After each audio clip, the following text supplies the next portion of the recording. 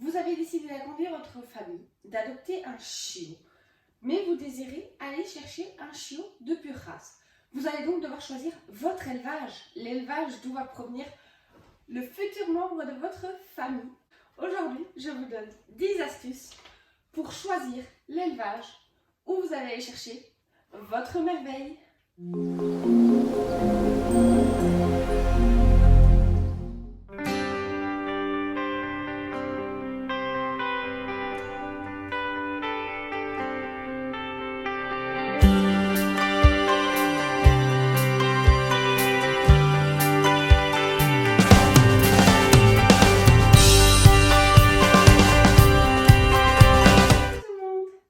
Alors, pour ceux qui ne me connaissent pas encore, bienvenue sur HelloDoc.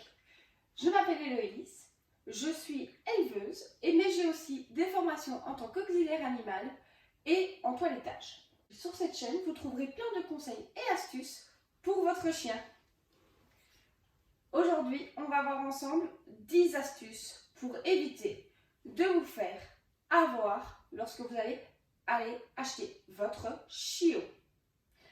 La première astuce, ça va être en tout cas en Belgique, et je vais parler uniquement pour la Belgique parce que pour la France, je ne connais pas suffisamment la législation qui est en cours en France que pour pouvoir vous dire exactement comment vous devez faire. Mais en Belgique, la première astuce, c'est de demander le numéro d'agrément de l'éleveur chez qui vous décidez d'aller chercher votre chiot. C'est obligatoire. Même quelqu'un qui fait une seule portée dans toute sa vie doit demander un numéro d'agrément. C'est vraiment obligatoire pour pouvoir commercialiser des chiots, même pouvoir donner des chiots.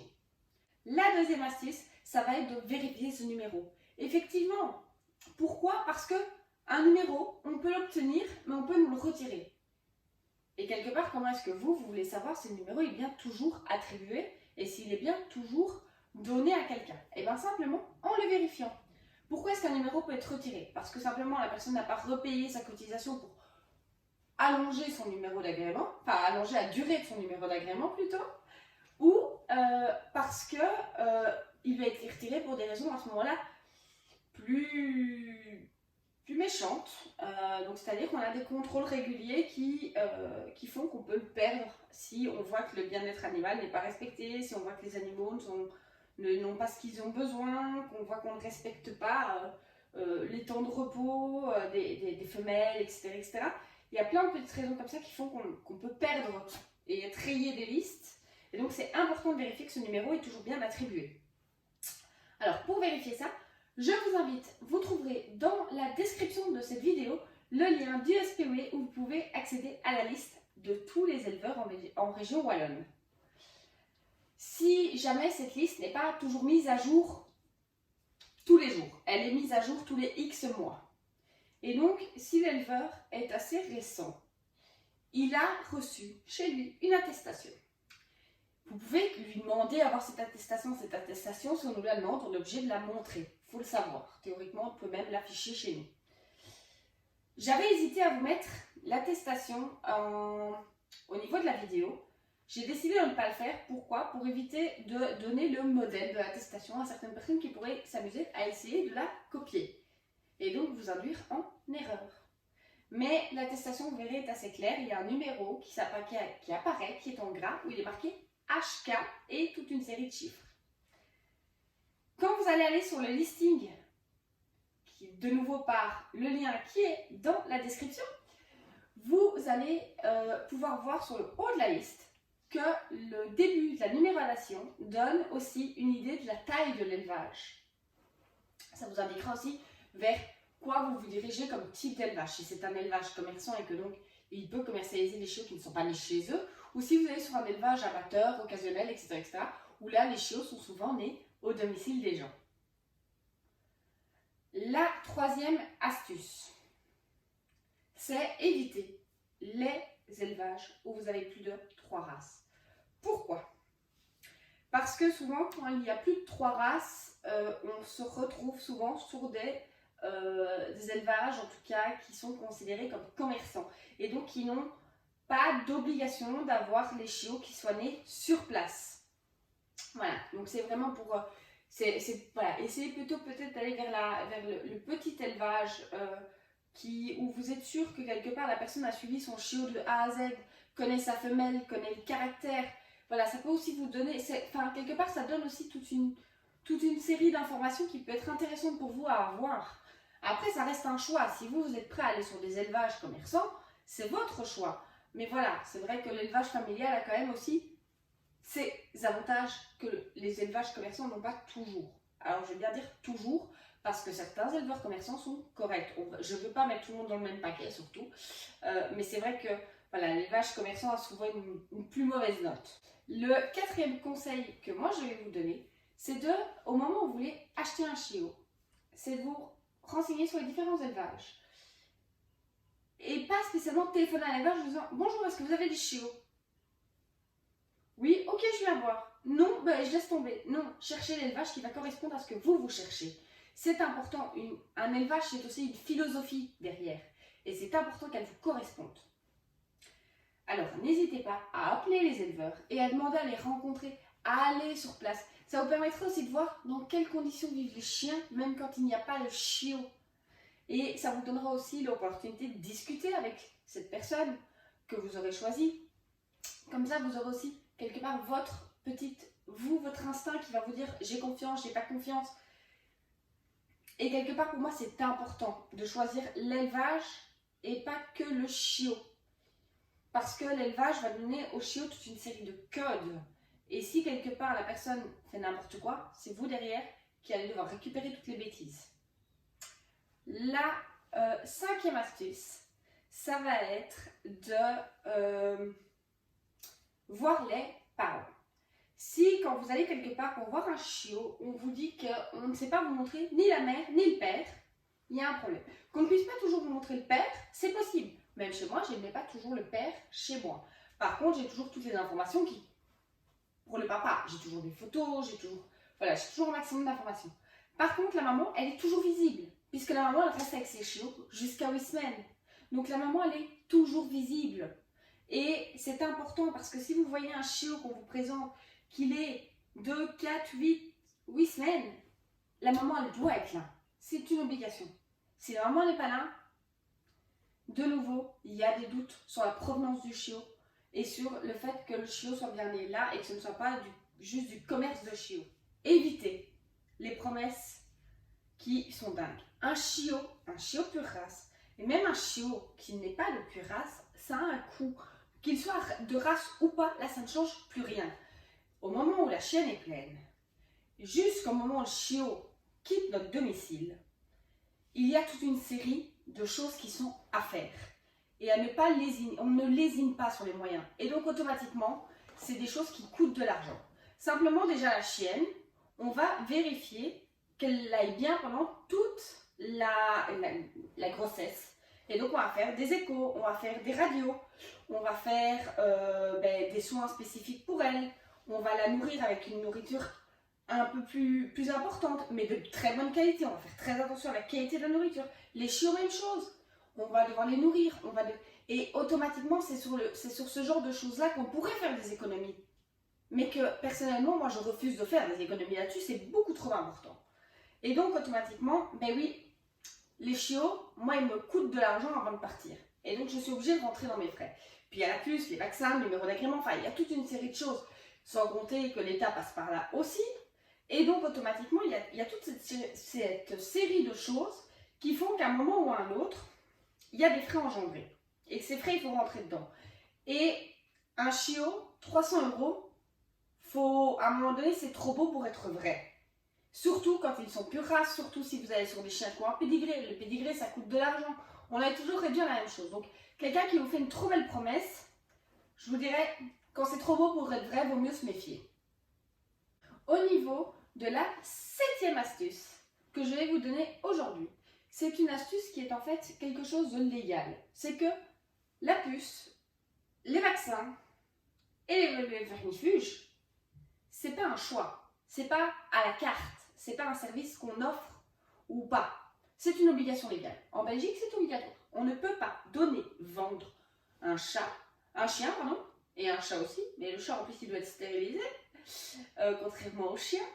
Mais là, on ne peut pas donner un animal ou vendre un animal qui n'est pas pucé vacciné et vermifugé. C'est vraiment quelque chose qui est obligatoire. La personne qui vous dit, moi je veux vous vendre un chien, mais il n'est pas pucé et pas vacciné, fouillez, c'est que derrière, à mon avis, il n'y a pas grand chose qui en ordre. La 8e astuce que moi je vais vous donner aujourd'hui, et bien la 8e astuce, elle n'est pas très compliquée. C'est simplement de ne pas hésiter à demander qui est le vétérinaire référent et à le contacter si vous en avez la possibilité. Pourquoi? Parce que tous les élevages en Belgique, tous les éleveurs, qu'ils soient occasionnels ou pas, on doit avoir un vétérinaire référent. Ce vétérinaire, c'est celui qui va venir faire des contrôles chez nous, qui va pouvoir suivre l'élevage tous les mois, tous les trimestres. Chaque fois qu'il y a besoin de faire des soins, c'est lui qui va être appelé. Et c'est aussi lui qui est garant du bien-être animal au sein de l'élevage. Et donc, quelque part, lui va pouvoir vous dire un petit peu plus sur l'élevage. Et ça va aussi vous permettre de vous renseigner aussi sur le vétérinaire en lui-même. Parce que quelque part, chaque vétérinaire a aussi sa notoriété. Hein. Comme toujours, il y a des bons, il y a des mauvais. Et donc, automatiquement, ben voilà, si vous voyez que c'est un vétérinaire qui est bien plébiscité, qui a de la bonne presse et qui vous dit, ben oui, moi, cet élevage-là, je vous envoie les yeux fermés, tout est OK. Voilà, il engage quand même son professionnalisme, lui, et son assurance, quelque part. S'il dit tout est OK et que derrière, on se rend compte qu'effectivement, rien n'est OK, il engage sa propre responsabilité et lui-même risque des poursuites par le bien-être animal. Donc, automatiquement, c'est important. Il a plus à y perdre quelque part que l'éleveur qui fait n'importe quoi. La 9e astuce, ça va être l'hygiène. Quand vous allez visiter un élevage, il peut y avoir, parce que une femelle qui a mis bas, les chiots, etc., il faut savoir qu'on ne peut pas les laver. C'est important qu'à un moment garde son odeur, et automatiquement il y a eu toutes sortes de choses, hein, comme une femme qui accouche, et donc il y a une odeur. Mais si vous avez quelque part que l'ammoniaque vous prend à la gorge, mais vraiment, que c'est vraiment sale, fouillez. Fouillez. Ça peut arriver qu'une femelle un peu stressée, parce qu'il y a beaucoup de monde chez elle, ou qu'au caisse, qui a un petit caca, un petit pipi de stress, que les chiots, voilà, ils aient fait un petit caca, un petit pipi, ça peut arriver quand vous arrivez, hein, c'est pas parce qu'il y a un caca que c'est sale. Mais si vous voyez qu'ils sont baignent vraiment dedans, qu'ils ont les pattes noires de caca, que ça sent vraiment fort l'ammoniaque, ça veut dire que l'hygiène n'est pas spécialement bien respectée. Hein. Nous, c'est un point sur lequel sur lequel je fais hyper attention, sur lequel je vais vraiment... je peux pas imaginer qu'il n'y ait pas d'hygiène. Pourquoi? Parce que le manque d'hygiène, ça porte des microbes, ça porte des risques de plein de petites maladies, de bactéries et tout ça. Et automatiquement, des chiots, c'est comme un enfant, c'est comme un bébé, c'est un peu plus fragile. Et donc, j'ai pas envie que mes chiots soient malades. Donc, l'hygiène, c'est hyper important pour éviter les maladies et tout ça chez nous. Donc, c'est vraiment quelque chose auquel on fait hyper attention. Et encore plus pour l'instant, depuis un an. Hein, je pense que tout le monde l'a beaucoup plus intégré dans sa propre vie. Mais c'est quelque chose chez nous. Finalement, nous, on n'a pas changé grand-chose chez nous, puisque on faisait déjà pas mal de désinfection chez nous. Donc c'est vrai que nous, à part et le fait de se désinfecter les mains, c'était quelque chose qui était déjà courant. Dès qu'on a des chiots, dès qu'on va manipuler, on va se désinfecter les mains, on va se laver les mains vraiment bien. Donc voilà, l'hygiène est vraiment importante. La 10e astuce, ça va simplement être de savoir à quel âge le chiot va être disponible pour partir chez vous.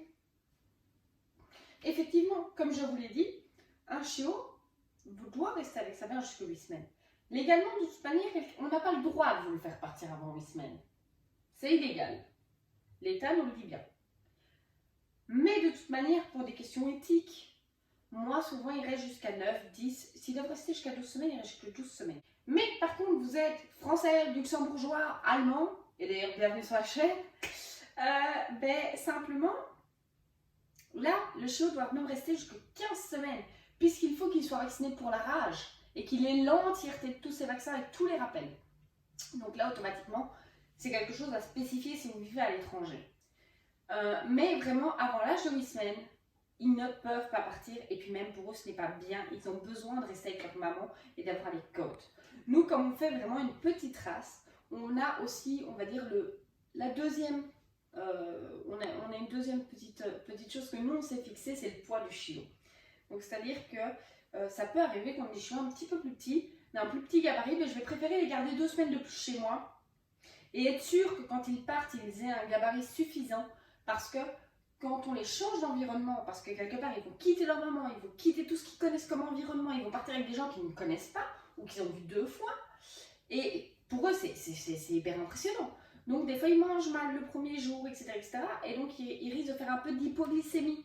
Et c'est important que le chiot ait un poids suffisant. Alors c'est vrai que sur des plus grandes races, vous n'allez pas du tout avoir le problème, je vous rassure.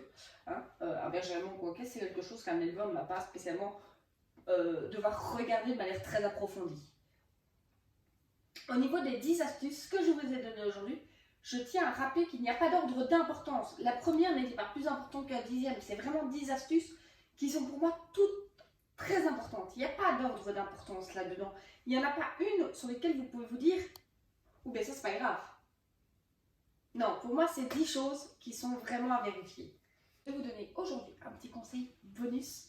C'est que quand vous avez trouvé l'élevage de vos rêves, qu'ils ont le chiot de vos rêves, et que vous êtes prêt, votre chiot, vous allez le chercher, et bien vous téléphonez à votre vétérinaire, vous trouvez votre vétérinaire si vous n'en avez pas encore, vous le contactez, vous lui dites voilà, je vais chercher mon chiot à telle date, est-ce que vous pourriez le voir pour vérifier son état de santé?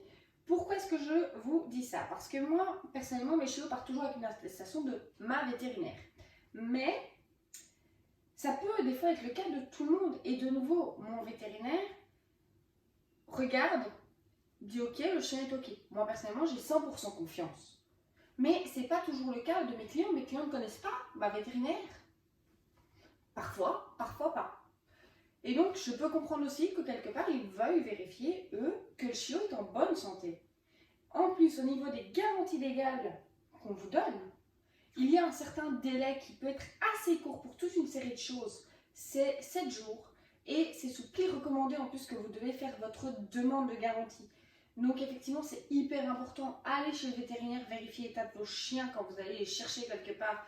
J'ai trop d'amis qui ont été acheter des chiens à gauche ou à droite et qui, au bout de 4 jours, le chiot a commencé à avoir un problème. On a été chez le vétérinaire, on a soigné le chien et on n'a pas spécialement pensé à dire au vétérinaire qui venait d'arriver. Et dans la folie, le chien va pas bien, machin, il s'est dégradé, on oublie complètement et puis on se réveille et on est 2 jours trop tard pour envoyer recommander. Et bien finalement, on se retrouve avec un chien avec des frais vétérinaires extrêmement chers. Un chien qui, parce que souvent, quand on parle d'une maladie qui peut se réveiller très très vite et qui peut être mortelle, c'est le parvovirose. Donc souvent, on se rend compte qu'en plus, voilà, c'était pas, il n'y a peut-être pas spécialement vraiment eu le vaccin. C'était, voilà, il y avait souvent des petits arrangements. On se rend bizarrement compte que finalement, le chien n'est peut-être pas vraiment né en Belgique, qu'il n'a peut-être pas l'âge qu'on nous avait dit non plus. Enfin, voilà, il y a plein de petites choses comme ça qu'on se rend compte. Et c'est trop tard, on ne sait plus rien faire. C'est dingue, mais c'est comme ça. Et donc c'est pour ça, moi je le conseille toujours même à mes clients. Pourtant, je vous dis, j'ai 100% confiance et je sais que quand mes chiots partent, ils sont en parfaite santé. Mais je dis, allez vérifier vous-même, c'est vraiment important. Alors voilà, aujourd'hui, j'ai partagé avec vous mes conseils et mes astuces pour le choix de l'élevage de votre futur chiot. N'hésitez pas à nous dire si jamais vous avez des idées pour d'autres conseils qui pour vous sont importants. N'hésitez pas à les laisser en commentaire pour les autres. Comme ça, ils pourront aussi lire ces commentaires. Nous, on se fera un plaisir de vous lire et de vous répondre. N'hésitez pas non plus à cliquer sur le bouton pour vous abonner et activer la cloche des notifications afin de recevoir une petite alerte dès qu'on postera notre prochaine vidéo. On se retrouve très rapidement et je vous embrasse.